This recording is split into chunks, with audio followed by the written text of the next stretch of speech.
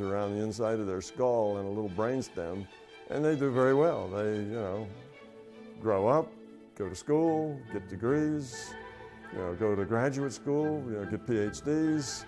They have families and jobs, and they're perfectly normal, yet they have no center that works the nervous system. They have no visual cortex. They have no auditory part of their brain. They don't have any of the part that controls the breathing or the muscles or anything else. They don't have any cerebrum that does the analysis and the logic. They don't have any of that. Yet they function just as well anyway. So we have direct physical evidence, if you like, really virtual evidence, right, in a virtual reality, but we'll call it physical evidence, that the brain is not necessary to function. The brain really doesn't do any of those things. All of that's done in consciousness. Your memory is the memory of consciousness. Your analysis is the analysis of consciousness. Your judgments, all of those things that we attribute to the brain are really functions of consciousness. All that virtual body, all that avatar does is set the constraints on what that consciousness has to work with. So you can't make that elf do anything more than the rule set for the World of Warcraft game allows it to do. So World of Warcraft has a rule set, and that elf has certain characteristics. And you, the consciousness, have to work within those characteristics. That's all any of the physical body does. It sets the limitations, it sets the constraints of the rule set for the player, for the consciousness. So that's the significance of that. So who are we? People have this idea that they are the body, that they are, the avatar. They feel that's their identity. Say, who are you? Well, they are this person. They are, Joe Jones, and they live at this place and work at that job, and they identify with the avatar. Well, if this is a virtual reality, that avatar's brain and everything about that avatar is just ones and zeros on a hard drive someplace. Ones and zeros on a hard drive don't think, don't store, don't do anything. You see, they're just a picture. There's something that keeps track of the constraints that the rule set has on the consciousness, keeps track of the interactions. That's what it does. So who are you? Well, you have to think in a little bigger picture and say, well, I'm not really the avatar. I'm not a bunch of ones and zeros in a computer, because that's really nothing at all.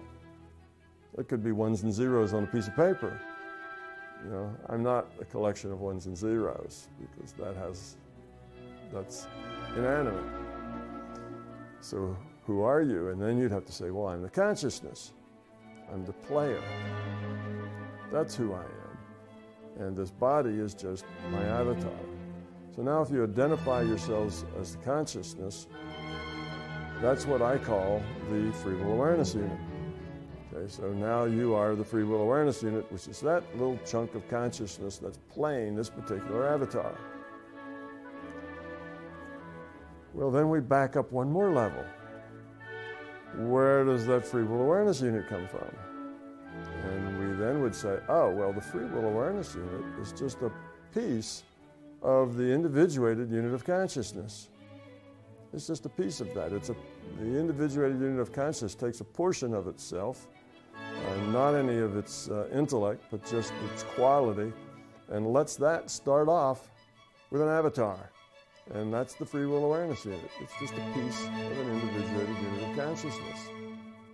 And when that avatar dies, or gets run over by a truck, or whatever takes it out of that particular game, then that free will awareness unit returns, basically melds with, goes back into, the partition memory that created that free will awareness unit, dissolves, and it's no longer partitioned anymore, and it goes back into the individuated unit of consciousness. So now, who are you? Well, you are sort of the avatar, in the sense that the avatar limits what you can do, You are the free will awareness unit in the sense that you're there to play an avatar, and you are a individuated unit of consciousness, which is the cumulative function that takes all of the lifetimes for all the avatars that you've ever experienced and learns from them all. Because you can learn more from the accumulation of those experiences than you can from just the individual experiences themselves. From the accumulation, you can see trends, you can see problems, you can see successes, you can see ways of being that don't work and ways of being that do work. And from that bigger picture, you are better able to take your next experience with another avatar. Now, you can back up another level yet. And you can say, well, where does that individuated unit of consciousness? What's its source? And that would be just the larger consciousness system. That would be the consciousness. The one, if you will.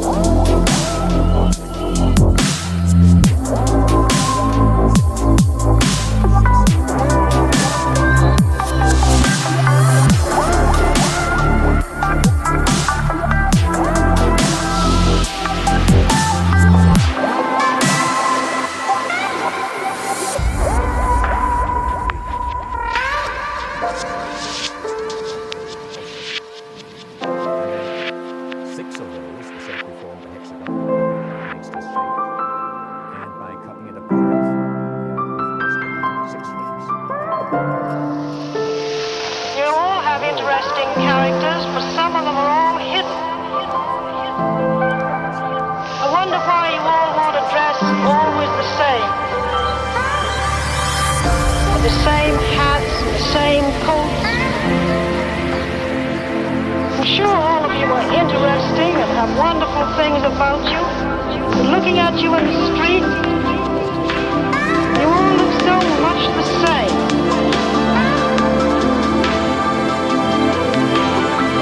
Express yourselves better.